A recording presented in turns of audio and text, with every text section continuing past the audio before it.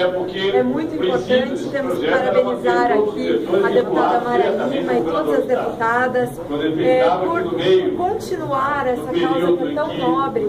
São 52 mil casos diagnosticados por ano aqui no Brasil, o câncer de mama que mais mata as mulheres. De fato, é muito importante que façamos uma campanha contínua para que sempre as mulheres lembrem de que é necessário fazer o exame, fazer uma mamografia para evitar, né? Quando descoberto logo no início, tem muita possibilidade de cura hoje em dia.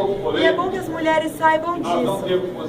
A busca de mamógrafos, temos que agradecer o secretário Michele Caputo, que sempre dá atenção, mamógrafos que se movem entre os municípios, dando a atenção e a estrutura necessária que as mulheres necessitam. E é claro, não poderia deixar de falar da nossa hoje vice-governadora Cida Borghetti, que, como vocês sabem, sempre esteve à frente dessa causa. Eu aprendi com ela desde pequenininha e sou solidária e vamos continuar juntas nessa luta.